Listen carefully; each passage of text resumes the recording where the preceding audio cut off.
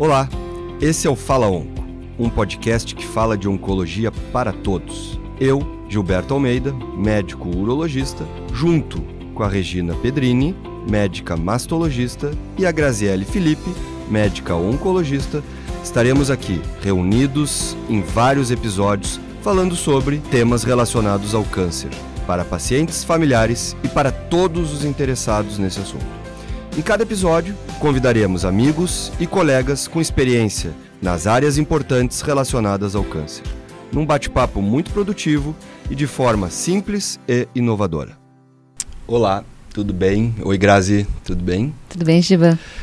Então, hoje a gente está aqui para falar de um tema para vocês bastante importante, que revolucionou muita coisa no tratamento do câncer, que é a cirurgia robótica. E para isso a gente está com dois craques da cirurgia robótica, que é o Dr. Gustavo Pereira Becker e o Dr. Wilson Busato. Tudo bem, gente?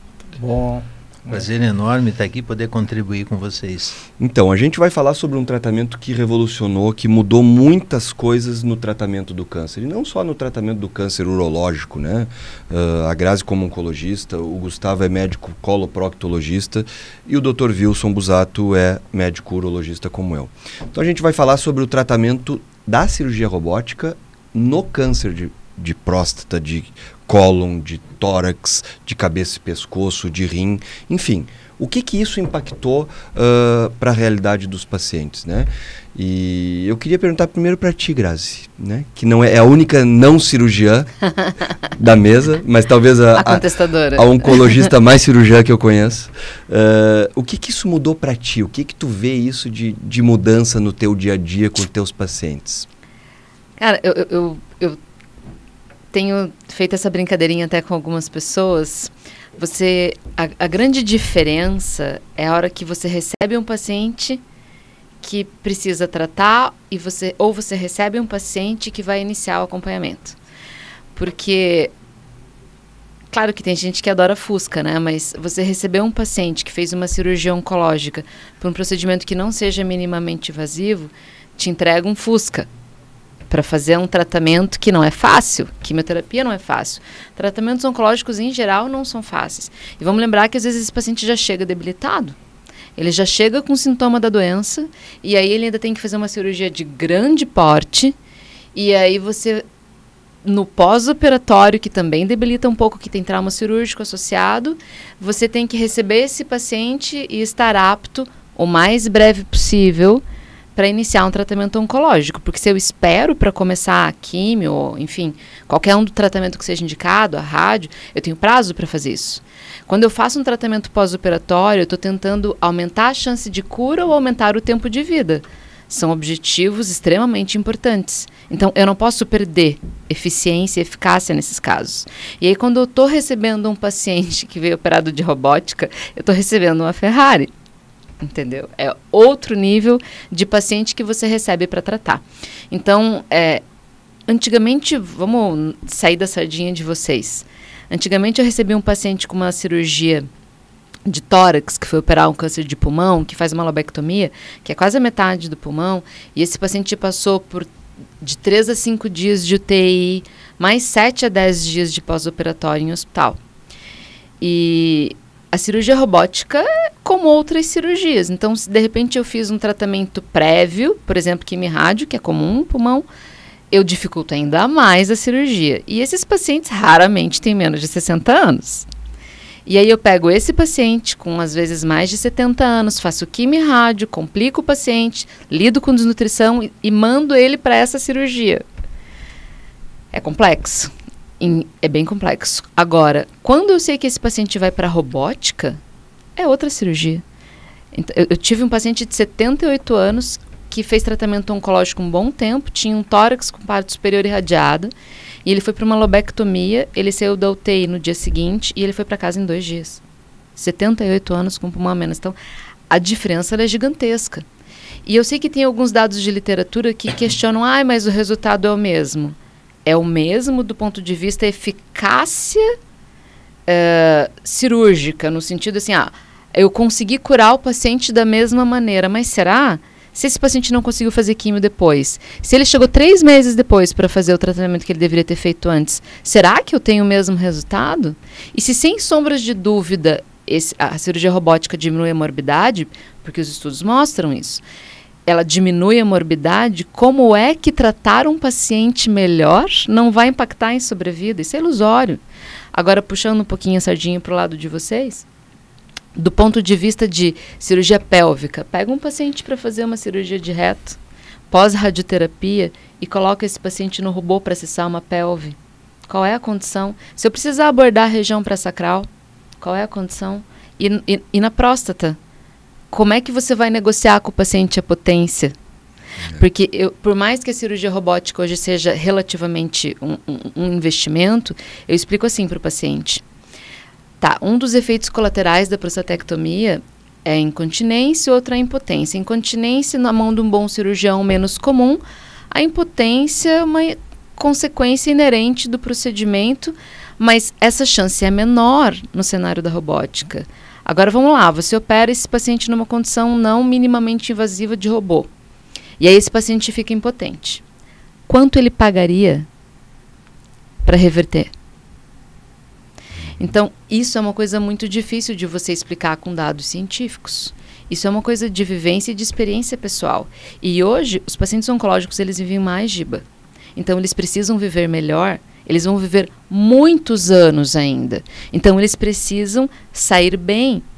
E para que eu possa oferecer um bom tratamento com maior eficácia, eles precisam chegar em tempo de fazer isso. A cirurgia robótica impacta na tua atuação. Em todas essas condições. Gustavo, a gente participou de uma cirurgia juntos, né? Acho que tu vai te lembrar. E me marcou bastante aquele paciente, porque era um paciente jovem, que tu fez uma ressecção de um tumor de intestino lá de reto, né? Isso. Lá perto da borda anal, né? É. E queria que tu falasse um pouquinho dessa experiência. O que a cirurgia robótica te ofereceu ali para tu fazer e o que isso impactou para aquele paciente específico? A mudança que teve, porque para mim eu saí, como eu sou urologista, não estou acostumado com a tua área, eu saí impressionado daquela cirurgia, né? Como tu conseguiu chegar lá e preservar algo que não seria preservável? Concordo contigo, Gilberto. Acho que a cirurgia robótica, ela revolucionou, né? Da mesma forma que quando a gente vai lá e está com vocês, olhando vocês operar, a gente vê um cenário diferente, o que a gente observa nas nossas cirurgias. A robótica, muitas vezes, a gente tenta, como a Grazi falou aqui, achar uma justificativa científica para algo que é difícil ser comprovado. Porque muitas vezes a gente está falando num resultado que vai além de uma impressão pessoal. Que vai além da experiência do paciente, a gente consegue identificar, a gente tem muito mais recursos do que a cirurgia aberta, muito mais recursos do que a laparoscopia para tratar, principalmente quando a gente fala de uma doença como o câncer, que a gente precisa ser muito preciso, a gente precisa entender, a gente precisa enxergar bem. A robótica, ela nos traz, além da terceira dimensão, que é a forma que nós naturalmente enxergamos, né? Que quando a gente foi para videocirurgia a gente perdeu, nós tivemos que nos adaptar a operar sem ter a profundidade. Isso não é confortável, isso não é bom. Não é natural, né? Não é natural. É factível, mas não é natural. Então a gente fez uma série de adaptações justamente para trazer esses benefícios que a Grazi falou. A Grazi concorda contigo, Giba. Ela é a oncologista mais cirurgia que a gente conhece.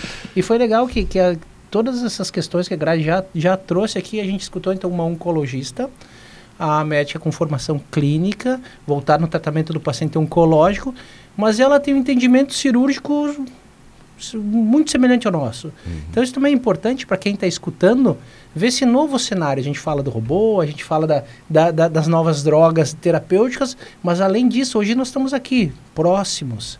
Assim como a gente estava junto naquela cirurgia, discutindo, vendo as questões, todo paciente que chega com a gente está ali, Grazi. Então o pessoal, mas como que a Grazi sabe tanto de cirurgia? Porque todos os pacientes a gente discute detalhe por detalhe para entender, por que esse nós vamos operar de tal forma, por que aquele...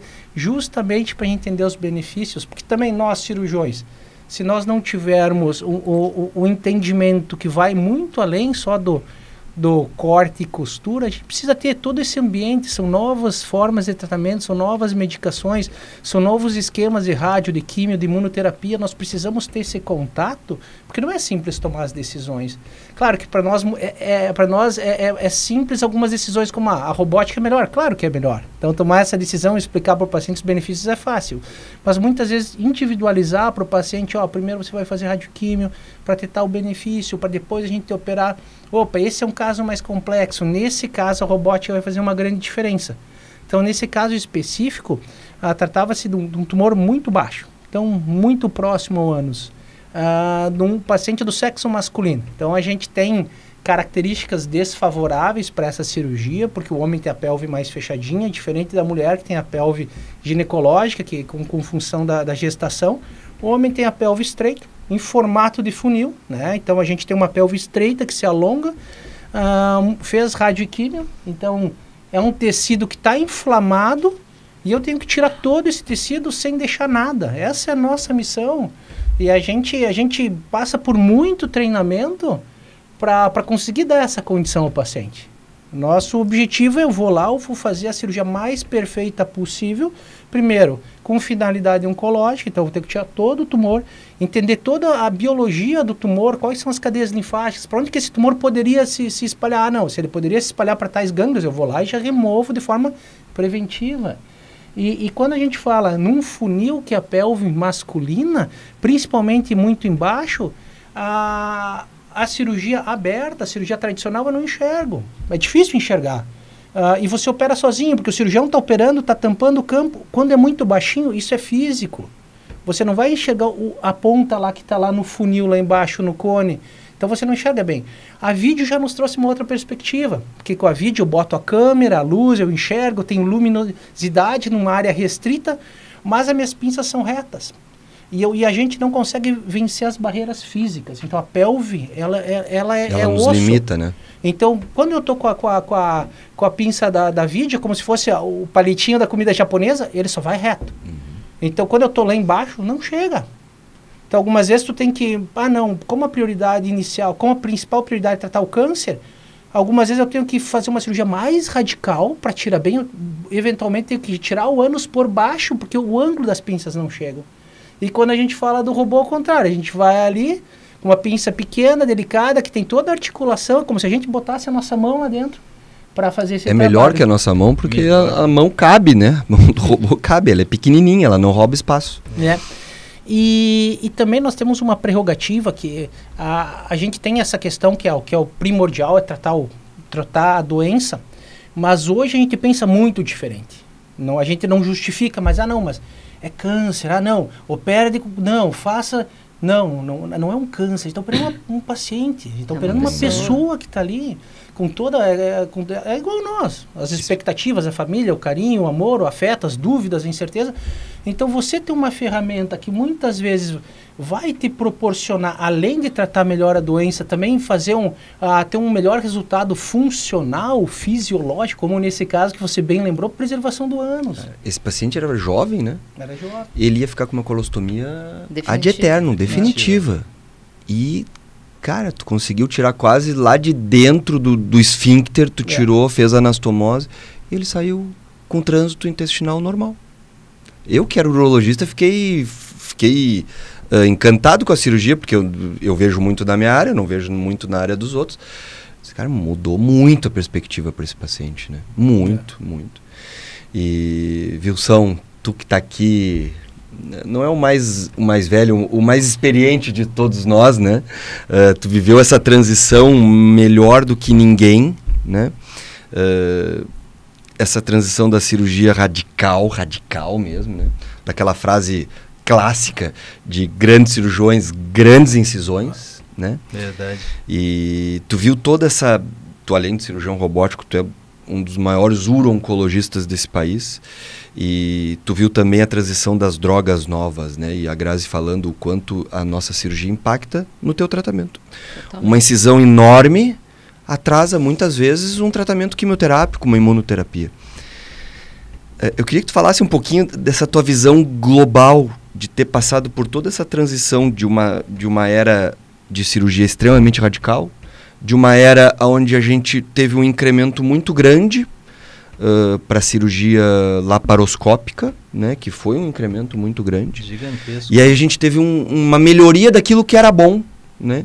E a gente teve a cirurgia robótica, e eu acho que esse talvez seja um grande momento para a gente falar isso, porque embora não tenha acesso a todos, a gente vai viver agora na próxima década, né, um boom da cirurgia robótica, e eu não tenho dúvida que o acesso a ela vai ser disseminado, né? Eu queria que tu comentasse isso, assim, porque eu gosto muito de ouvir isso de ti e sei que essa experiência é muito legal. Eu e o Gustavo, a gente é de uma geração um pouquinho mais jovem, a gente já é uma geração de laparoscopistas, né? Isso é interessante, Giba, porque vendo que vocês dois colocaram, concordo absolutamente com tudo, eu até fico me perguntando assim, a cirurgia robótica chegou no momento certo. O câncer de próstata, cirurgias que nós fazemos hoje, que temos um ganho espetacular, cirurgias pélvicas, no nosso caso a prostatectomia, câncer de próstata, ou nefrectomias parciais, que se tira só o tumor e preserva o rim, eram impensáveis há 30, eu sou urologista há 33 anos, eram impensáveis.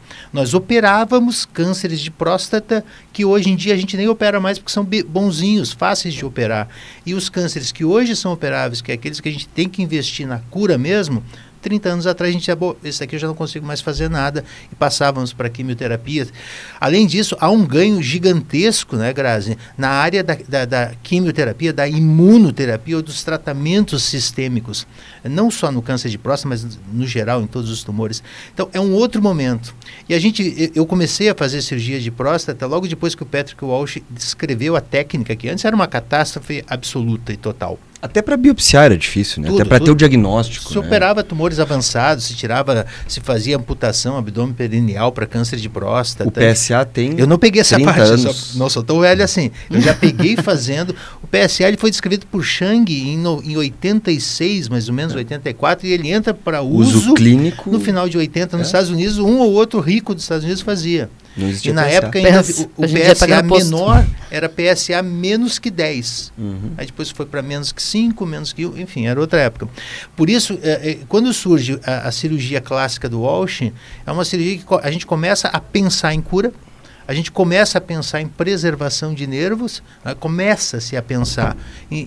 Com a laparoscopia, o Gustavo colocou muito bem, pontuou muito bem isso, né? A gente teve que mudar toda a noção cirúrgica, porque eu perco 3D, eu perco noção de profundidade, eu perco sensibilidade na mão. Sensibilidade. Né?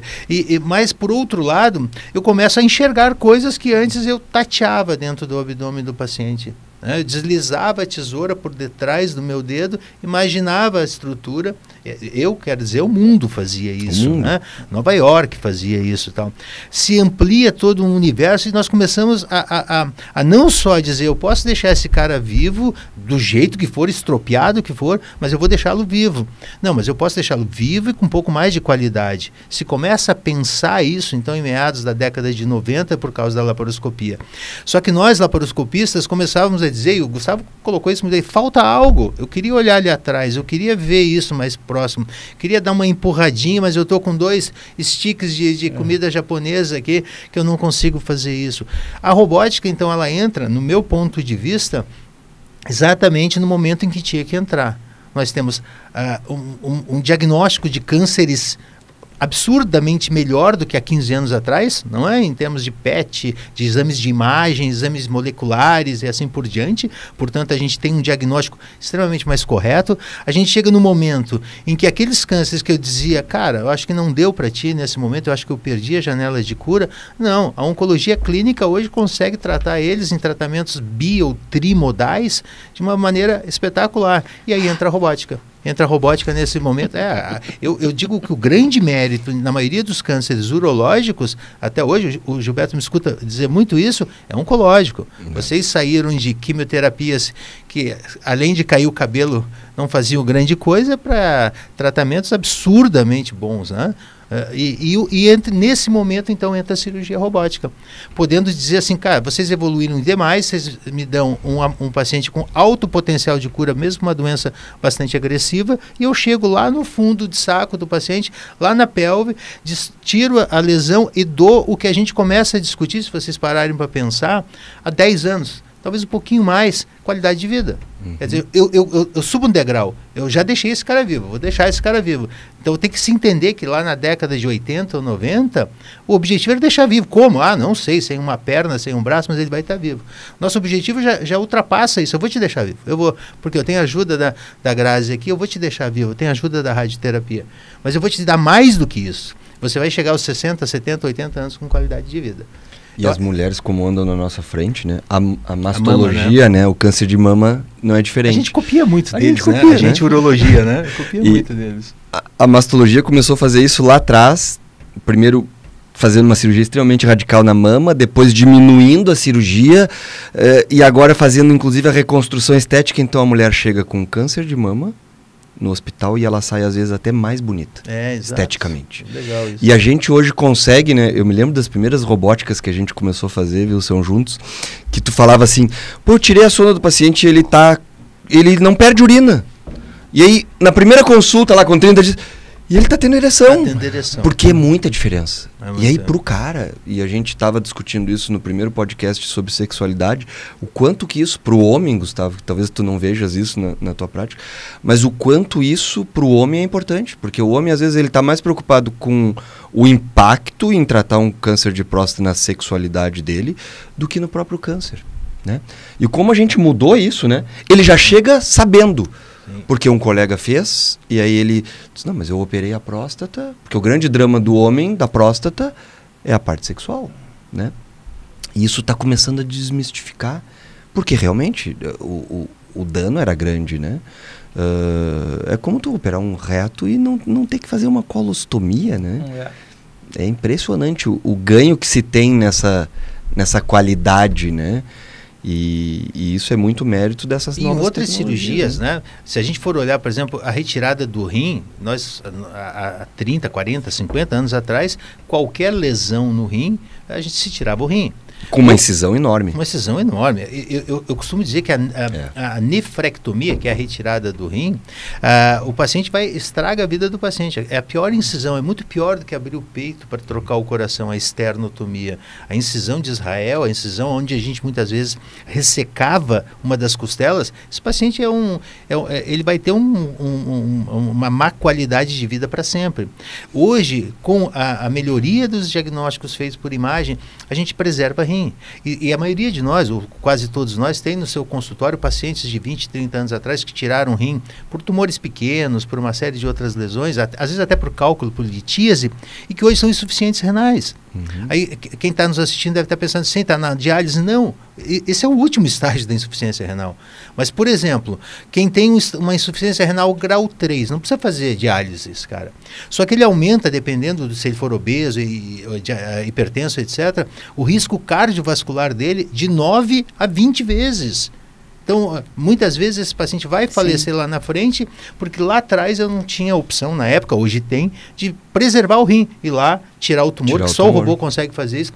Na laparoscopia a gente tem uma dificuldade muito grande com os palitinhos, como diz o Gustavo, de virar o rim e conseguir tirar um tumor interno do rim. Com a robótica, com o wrist, com o punho, né, o robô nos dá, é muito fácil fazer isso. Então, esses pacientes não vão morrer do câncer. Beleza, nós já estamos no outro nível também. Não vão morrer de síndrome metabólica, não vão morrer de hipertensão, de AVCs e coisas e tal, porque eu tirei o rim dele no momento em que era necessário fazer isso, né? Eu acho que isso é uma coisa muito forte que eu consigo perceber, porque nesse caso, por exemplo, da nefrectomia, né, esse paciente, ele... com um rim só fazer tratamento oncológico muitas vezes é bem mais difícil. Às vezes de um outro câncer, né? A analgesia é mais difícil. Claro. Tu precisa de função renal boa para usar tratamento sistêmico, né? Imagina se um paciente desse precisa usar uma cisplatina, por exemplo, né? Sim. E está lá com insuficiência renal grau 3 ou 4. E a gente perde, muitos medicamentos hoje, tratamento, né? Tem muitos medicamentos hoje que a gente usa, os inibidores de de tirosinoquinase, a gente não tem dados exatos de como lidar com esses pacientes quando eles têm função renal diminuída, né? E aí a gente vai manejando conforme toxicidade. Mesmo os antiandrógenos periféricos de câncer de próstata que a gente usa, não tem muitos dados. Tirando a biraterona, que é uma droga que a gente tem dados bons, o restante, a gente não tem dados claros para esses pacientes que têm doença renal grave, como é que a gente vai tratar o paciente. E os pacientes vivendo mais, eles fatalmente podem ter mais neoplasias, porque quem teve tem uma chance maior de ter outro. No câncer renal isso é muito verdadeiro, e além disso, são 2 fatores de risco do câncer renal, é obesidade e hipertensão, 2 fatores sabidamente que afetam também a função renal ao longo da vida, né? Como cólon. E uma coisa que eu acho bastante interessante, que o câncer, na nossa área, né, o câncer renal, as cirurgias de câncer aberto, enfim... É mutilante, né? A gente vê não só o impacto... funcional desse doente. Se tu pegas um trabalhador braçal, por exemplo, uma incisão que corta 3 camadas musculares, esse cara não consegue mais fazer força depois. Não consegue. É muito difícil, dói muito, né? A gente corta nervo, tem que tirar às vezes uma costela. Esse é um extremo. E o outro extremo é aquele paciente que vai, opera uma cirurgia dessa e ele não consegue mais ter atividade física para a saúde. Né? Porque é difícil, é difícil. E a contrapartida é totalmente diferente, né? Ontem a gente fez uma nefrectomia, um tumor pequeno, de 2 centímetros, totalmente dentro do rim, e o paciente está indo embora agora de manhã. E daqui a 2 semanas ele pode fazer atividade física. Né? Acho que para ti também isso não muda, é mais ou menos isso, também né? É a mesma porque as tuas incisões são grandes, é uma laparotomia, ou uma incisão no períneo, né? Então, e outra questão importante também, além dessa preservação do dano, é o entendimento que muitas vezes esse paciente pode passar por outra cirurgia. Então, além da a gente sempre opera ele para resolver da melhor forma, para que aquela questão não volte. Mas o paciente, numa pessoa, ele pode depois ter uma inflamação de uma vesícula, uma inflamação de um apêndice, ele pode ter uma hérnia. Ou até uma recidiva do tumor, né? Uma recidiva do tumor, ele pode ter um outro tumor na pelve. Então, quando a gente opera de forma minimamente invasiva, essa questão que a gente fala por qualidade cirúrgica, que a população pode entender isso como um capricho, a gente consegue fazer uma cirurgia muito precisa. A gente não viola as estruturas em volta, então, eventualmente, se esse paciente tiver uma nova necessidade de cirurgia, a anatomia dele está muito preservada. É o que muitas vezes quem já operou escutou o paciente, os médicos falando, eu estou preocupado que a tua cirurgia vai ter muita aderência, porque lá atrás você fez uma cirurgia aberta, uma cirurgia tradicional. Perfeito. E essas muita aderência, o que faz que nos atrapalha é que você vai lá querer operar um órgão específico com todas essas necessidades de tratar a doença, de preservar os nervos, os vasos, e está tudo muito unificado. Então, a cirurgia minimamente invasiva, ela nos trouxe também novas possibilidades de tratar melhor não só essa doença, mas eu já estou operando. Se qualquer necessidade do paciente lá na frente, eu já deixei ele bem para que a gente não tenha dificuldade. A recuperação ela é boa em todos os aspectos, né? Todos os aspectos, né? Porque é uma cirurgia minimamente invasiva, né? Até essa questão agora que o Gilberto falou é importante da recuperação, né? Algumas vezes a nossa dificuldade é que o paciente entenda, né, que você passou por uma cirurgia grande, uma retirada de todo o intestino grosso. E só tem uns furinhos ali, né? Não se esqueça, calma, vá com calma. Eu vejo isso. Tu segurar ele, né? Segurar ele. Aí chega a mulher reclamando assim, doutora, explica pra ele que ele fez uma cirurgia, porque daí agora ele não tem dor, ele acha que ele pode fazer tudo. Ele acha que ele pode fazer que ele não tem problema, ele tá lá trocando botijão, ele tá querendo misturar lâmpada. E se ele cair, o que acontece? Assim, provavelmente vai acontecer menos coisa, né? Mas realmente chega ao cúmulo do paciente esquecer que está em pós-operatório. Gente, em oncologia, isso não aconteceria nunca. É engraçado para a gente falar, mas para quem fazia antes, meu Deus, é uma diferença gigantesca. Ganha em todos os setores, né? Para nós médicos, há alguns ganhos incontestáveis, né? Um deles é a comodidade cirúrgica. cansaço cirúrgico, na urologia, na prócto eu acho que é a mesma coisa, mas em cirurgia pélvica, a gente opera muito torto, nós Uma cirurgiões. posição muito ruim, né, pro cirurgião. Judia Imagine muito do nosso corpo, né? Cirurgias de 4, 5 horas, 6 horas por vezes, né? Por mais que a gente seja treinado nisso, isso acaba afetando o teu desempenho. Na cirurgia robótica isso não acontece. Manobras nossas internas dentro do paciente, manobras de separação de vasos sanguíneos, de ligadura de vasos, de tirar coágulos tumorais, enfim, elas se tornam imensamente mais fáceis com a cirurgia robótica, né? Mais tranquilas, com menores riscos ao paciente, né? Então, assim, claro que a gente está falando muito de ganho ao doente, ao paciente, que é o nosso foco principal. A vida útil do cirurgião aumenta, Isso daí, né? a vida útil do cirurgião Eu que sou um aumenta. paciente reumático, né? Quantas vezes eu saí durante a cirurgia, Sim. no meio da cirurgia, com dor nas costas para me alongar, para me esticar, porque eu sofria muito. Hoje a minha vida, eu vejo que a minha vida cirúrgica vai ser muito maior, muito Sim. maior, né? E nessa questão que muitas vezes, assim, nós como médicos, a última pessoa que a gente está preocupado é É com a gente. com a qualidade do médico. Uhum. Então até não... É engraçado que alguns amigos que não são médicos, eles nos preocupam, mas como que tu fica 6 horas É. sem comer, sem beber, sem urinar, sem nada? Diz, cara, a gente nem tá ligado nisso. Não tá entendendo? Eu fico na mesma posição. Na mesma posição. 6 O horas. cara às não vezes. brinca de estátua nem 2 minutos Não, na mesma exatamente. posição, né? A minha perna fica parada ali, pressionando. E quando a gente vai para a literatura, os estudos que se preocupam em entender a ergonomia, a Isso. qualidade de vida, a longevidade do cirurgião são muito pequenos. Porque nós juramos e nosso principal foco é ajudar o paciente. Mas eu faço uma pergunta para você agora, Wilson. Que nem, você colocou uma coisa que é muito importante, a gente cansa muito menos. Como o Gilberto também falou, cirurgias de 5, 6 horas. Se você fosse viajar de ônibus, você se preocuparia se o motorista está cansado ou se está descansado? Perfeito, exatamente. É exatamente isso, né? É qualidade. Tem alguns Claro. estudos no Né? começo do século, quando surgiu o robô nos Estados Unidos, essa era uma discussão muito premente lá, que foi no início não levada a sério. Né? E algumas instituições montaram verdadeiros task force dentro da força-tarefa dentro da instituição para tentar ver o quanto isso era verdadeiro. E a própria instituição encerrava o trabalho dizendo, não, vamos manter com o robô, pelo amor de Deus, o ganho é geral em tudo, em todo mundo aqui. Ele né? sai dali, ele vai atender consultório muito Isso, melhor. normal. Numa performance muito melhor. Exato, Né? exato. A tua performance durante todo o tempo da cirurgia, ela é muito mais linear. Exatamente. Tu te Isso. cansa muito menos. é. A gente que vai fazer prostatectomia radical, a cirurgia laparoscópica, ela cansa muito por causa da posição. Ela é muito cansativa. Braço aberto, alto, É, né? muito cansativa. E aí no momento que tu vai reconstruir, que é a última parte da cirurgia, Que é quando você tinha que estar melhor, quando tinha que estar melhor, tu tá vai acabado. preservar. Mas não é só a nela. justiça. Vamos na nefré parcial. A nefré parcial, 2/3 das lesões isquêmicas de uma nefré, ou seja, quando falta sangue no rim, não são pela retirada do tumor. 2/3 ocorre na hora que a gente vai dar os pontos para fechar, que a agulha pega um vaso sanguíneo e fecha, no momento que você está cansado. As cistectomias que a gente faz, a retirada da bexiga, que é a maior cirurgia da uro, aonde precisaria do cirurgião mais inteiro e pronto para atuar na hora de montar uma nova bexiga. Reconstruir De tudo, é quando tu reconstruir. tá exausto. Você está exausto. Tanto que tem muitas equipes ao Fazem redor duas do mundo equipes, que fazem em 2 equipes. Perfeito, sim. Uma resseca e a outra reconstrói. Porque não Porque há é muito braço que cansativo. aguente, né? E o teu desempenho, e onde é que vai dar as complicações? Naquele Na momento reconstrução. que tu reconstruiu cansado. Exatamente. Né? E isso ninguém mede, É. Tá. ninguém compara. É, isso que eu digo que dados estatísticos em oncologia, óbvio. A gente precisa de evidência científica, mas como diria a mãe da Ana e a minha mãe, isso é puramente obrigação, né? Mas tem coisas que não são mensuráveis, né? Vamos falar uma coisa assim bem leiga.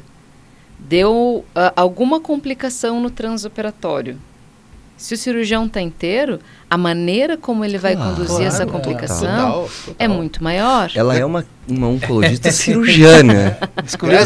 Não sei se o sonho não era ser cirurgia lá atrás. Não, eu né? sou uma cirurgiã frustrada. Eu ia fazer cirurgia, só que a minha mão é tão ruim que eu tive que aprender a Mas usar o hoje tem cérebro. robô.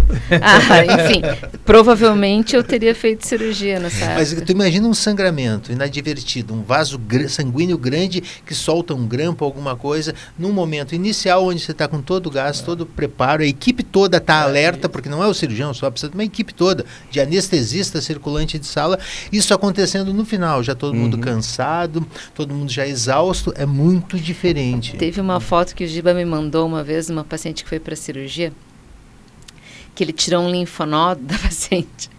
E dele botou a régua, meio centímetro. E ele mandou uma foto da hora que ele achou a lesão.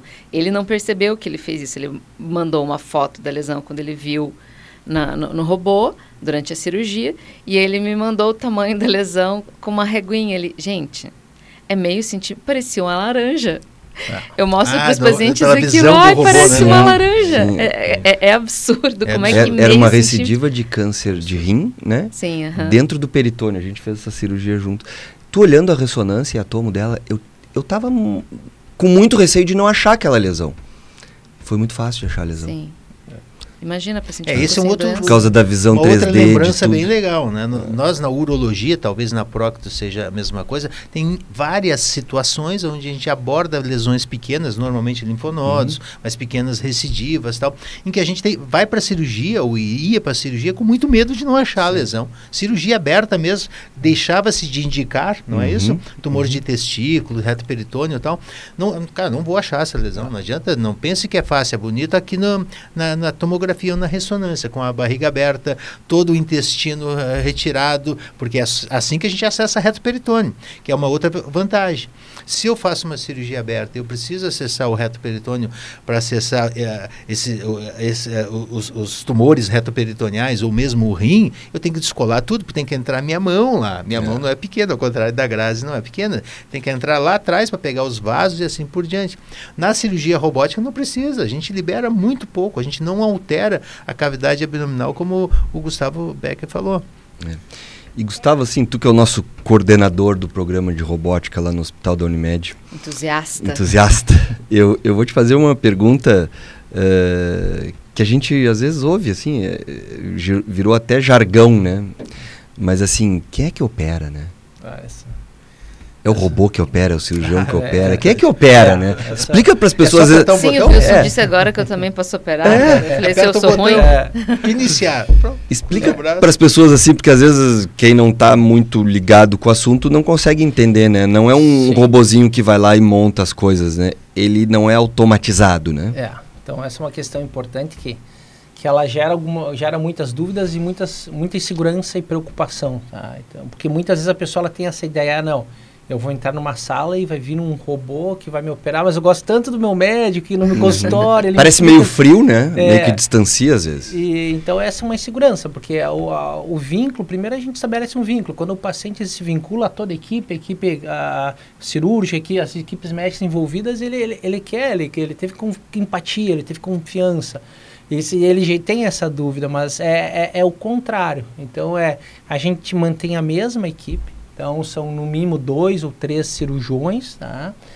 Sempre tem um cirurgião ali do ladinho do paciente, que está ali para ajustar, fazer qualquer cuidado. E é o mesmo cirurgião que consultou, que explicou tudo no consultório, é o que vai estar operando com o robô. A única diferença é que, em vez de ele estar utilizando as suas mãos, ele vai ter uma tecnologia aqui que traz muitos benefícios, inclusive para corrigir dificuldades do ser humano, né? Não daquele cirurgião específico. Nossas limitações. As nossas limitações. Então sempre tem a equipe de anestesia, a equipe de enfermagem, o cirurgião está controlando num console, sentadinho num joystick, que é tudo muito bem pensado para que tudo seja feito, os movimentos da forma mais precisa, mais perfeita, com muito cuidado. Está sentado num console, operando, como vocês colocaram aqui. Usamos um óculos, porque a gente enxerga em terceira dimensão, uma visão com uma... É um VR. Magnificada. Então a gente enxerga muito mais, com melhor qualidade. Nós temos uma comunicação direta com quem está junto com o paciente. A gente tem um acesso muito próximo do paciente, então não muda esse contato, essa proximidade. É mais ou menos como a gente lembrava, vamos ver aqui o Wilson, mas o Gilberto, quando imagina você jogador de futebol ter que jogar com quichute. Agora você, jogador de futebol, tem que jogar atualmente com essas chuteiras que não dói o pé, né? Não dói o pé, que confortáveis. As raquetes de tênis de madeira. Isso, só que também tem um outro lado que é importante a gente colocar, que o robô ele é um device, ele é uma tecnologia. Ele não substitui o cirurgião na qualidade. Então, muitas vezes o paciente, mas eu vou operar com o robô. Não, você vai operar com uma equipe que tem 20, 30 anos de formação, não só formação cirúrgica, mas formação conceitual, que junto com um grupo grande para te indicar a cirurgia, para te cuidar. Então, o robô, ele é uma parcela. Outro dia nós estávamos num curso dando uma aula de um colega falou, mas você prefere ir de Curitiba a Salvador com um carro de luxo ou um carro normal? Eu levantei a mão e falei, depende do piloto. Depende do motorista. Sem sombras de dúvida. Claro que o motorista com um carro que tem todo um sistema de segurança, mas a gente não pode tirar o foco da qualidade de quem está... Eu costumo falar com os pacientes assim, o robô jamais transforma um mau cirurgião num bom cirurgião. Bem pelo contrário, né? Bem pelo contrário. Os níveis de automação, eles são definidos, ou começaram a ser definidos pela indústria automobilística. São 5 níveis de automação. Né? Para ter uma ideia, o robô é nível 0. O robô não faz nada sozinho, ao contrário que muitas pessoas podem pensar, eu vou dar os pontos, eu aperto o botão e ele dá o ponto sozinho, não faz nada, ele depende 100% do cirurgião. Se você for olhar o celular, ele é nível 2, você sai de casa e ele já começa a te dizer, olha, daqui até a universidade leva 15 minutos, daqui, né, nós estamos conversando agora de robô, todos nós vamos começar a receber propaganda de robô. Então, o robô não tem isso, ele é totalmente dependente do cirurgião e da equipe cirúrgica, como o Gustavo pontuou muito bem, porque realmente muita gente pensa que a gente fica sentadinho, tomando um cafezinho. Né? Wilson, assim, tu é a prova viva aqui entre nós de quanto a dedicação faz a diferença. Por quê? Tu foi formado numa época de cirurgias abertas, grandes, né? Migrasse para uma época de cirurgia minimamente invasiva, laparoscópica, endoscópica, e estás numa época de cirurgia robótica. Isso não cai do céu. Não. Né? Pra gente que está fazendo isso já há algum tempo, o treinamento que a gente tem que ter... Constante, né? Ainda, né? É impressionante, porque não chega o robô no teu hospital hoje e tu sai fazendo. Pelo contrário, tu precisa dar 2, 3 passos atrás, né? E reaprender, muitas vezes. Eu digo que o robô, ele aguça muito o cirurgião dedicado e ele enterra o cirurgião malandro. Perfeito. Ele enterra o cirurgião malandro. O cirurgião que não quer dar 2 passos atrás e se dedicar e aprender a lidar com a máquina, ele se enterra, acaba. Ele vai continuar fazendo aquela técnica dele, tradicional, que está fadada muitas vezes a acabar, e aquele cirurgião que se dedica e vai e busca, ele vai avançar. O cirurgião... o custo econômico também, né? Não, o robô ele é um divisor de águas, né? Ele é um divisor de águas. Para a formação de novas técnicas, o robô é talvez a mais cara, mas qualquer técnica que surge nova, agora o cirurgião quer aprender, isso custa caro, não se aprende de graça, tem que ir para os Estados Unidos, tem que fazer curso, e o robô talvez seja onde custa mais caro fazer essa migração, né? Agora talvez vai baratear, né? Com novas plataformas entrando. E essa relação de custo, tu falou na relação do custo, né? Quanto que tu pagarias para ter isso, enfim, acho que foi a Grazi que falou, né? Mas tu, como nosso coordenador de um programa de robótica, né?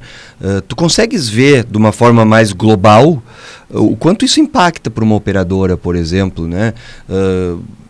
De menos internação, às vezes de um tratamento oncológico que tu ia ter que fazer mais coisas e tu consegue fazer menos, porque tu te abre um leque para tu operar tumores talvez que fossem mais difíceis de tu operar. Queria que tu comentasse isso, assim, o impacto financeiro. Claro que no início existe um impacto, né?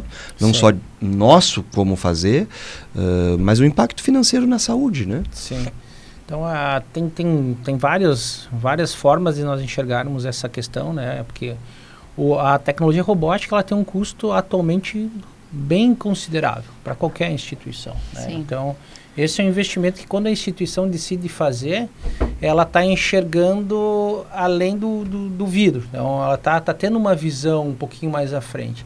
Então, se pegar uma região como a nossa, falando um pouquinho agora também não só dos benefícios da instituição, mas dos benefícios sociais mesmo.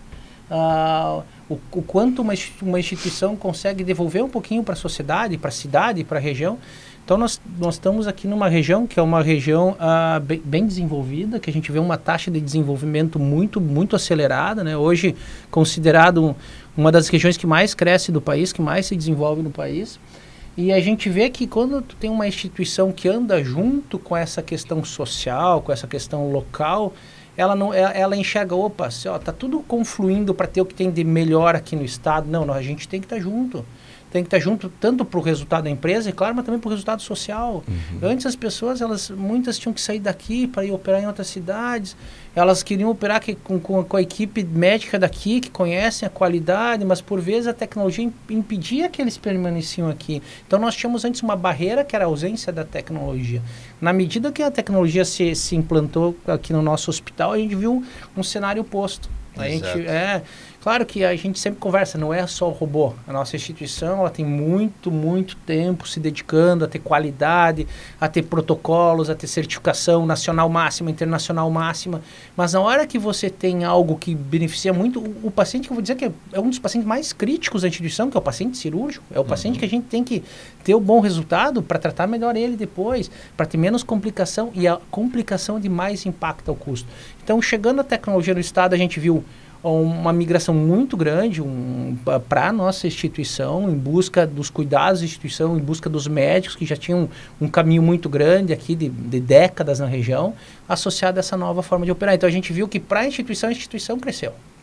Cresceu, entregou isso para a comunidade, e a gente vê que a instituição ela vai se desenvolvendo, porque quando você chega a uma tecnologia nova, ela te obriga a crescer em vários outros aspectos. A gente aumenta a régua, né? Aumenta a régua. E você começa a ter aí um resultado financeiro, muitas vezes até que você não... Opa, eu não esperava que ia expandir tanto. Então, hoje, do ponto de vista de viabilidade, as coisas estão indo bem e também a gente está agregando. E eu acho que as pessoas entenderam também esse investimento na saúde, né? Eles entenderam esse investimento, porque o ganho realmente ele é considerável de qualidade. Então as pessoas entenderam isso, né? E hoje a tecnologia não está tão mais cara como era antigamente, né? Era inacessível quase. Inacessível. Hoje não, né? As pessoas conseguem, está acessível, muito acessível. E também uma coisa importante, como você falou antes, a gente teve uma redução da internação, tá? Então a bem gente significativo. E pacientes gira, complexos, né, com alto potencial de complicações caras para serem manejadas. Né? Muitos pacientes iam para CTI muitas vezes, né? Que é um custo absurdamente alto, às vezes não vai mais porque... uma diária de UTI custa 10 mil reais. Acho que mais. Aí você coloca... enfim... Aí, uma diária hospitalar custa em torno de 2 a 3 mil reais.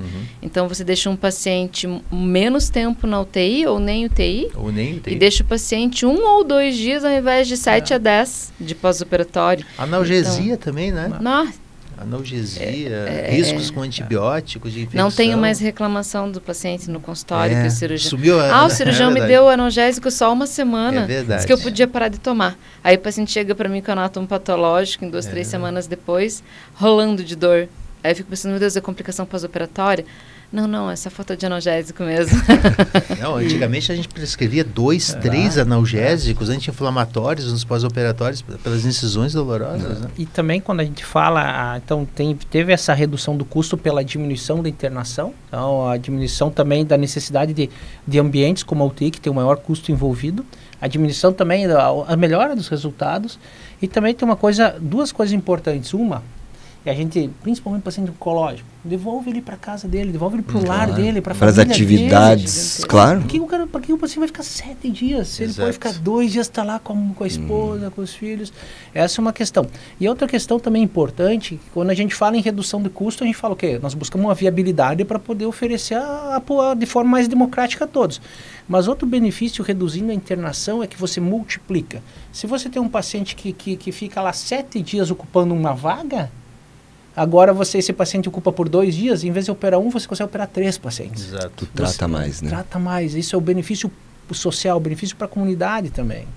E a gente vive uma realidade de hospitais lotados, né? Então, o hospital que tem condição de rodar o paciente é o hospital que consegue cooperar com a realidade da saúde local. né? Isso faz toda a diferença do ponto de vista de questão social, né? E ainda tem aqui uma coisa que a robótica trouxe, que é a abordagem de pacientes frágeis. É verdade. Do ponto de vista oncológico, a gente opera pacientes que a gente não operaria. Perfeito, graças a gente teve um paciente de cistectomia com cerca de 1 ano atrás, e eu falei, o paciente tem Parkinson, não é um Parkinson leve, mas tinha um câncer de bexiga, que era uma doença agressiva, que dificilmente seria contornada de outra forma. Ele fez a quimioterapia, reabilitou durante a quimio e fez a cistectomia, saiu em 14 dias do hospital, 79 anos, com comorbidades. Esse paciente nunca teria sido operado antes. Né? No tórax, a gente faz cirurgia de câncer de pulmão em paciente de 80 e tantos anos. Na coloprocto é a mesma coisa. Câncer de intestino é uma doença muito comum em pacientes idosos antigamente, né? Gustavo, muitos pacientes deixavam de operar, deixavam a doença evoluir. Hoje é raro, porque ele vai lá e opera um paciente com Alzheimer, que é quase que uma contraindicação, a internação, de tanto que esse paciente complica, e um dia e dá alta no outro. Exato. Ele faz uma colectomia, opera um paciente com câncer de colo, e em 1 ou 2 dias o paciente está em casa. Os benefícios são inúmeros e muitas vezes não são... A gente não consegue medir todos eles. Não são mensuráveis. São dados subjetivos que a maneira como a oncologia faz pesquisa, muito protocolar, baseada em questionários que são padrão e antigos, né? Muitos deles são antigos, a gente não consegue mensurar. Até porque uma realidade que acontece na oncologia é que, graças a Deus, os avanços são muito rápidos. Então, até você tentar medir uma estratégia... É isso que eu ia comentar agora. Já vem outra. Já vem outra. Quando tu divulga os resultados, a gente já está num degrau que a tecnologia está voando, né? Isso, exatamente. Gente, então a gente vai ter que encerrar por causa do nosso tempo, né?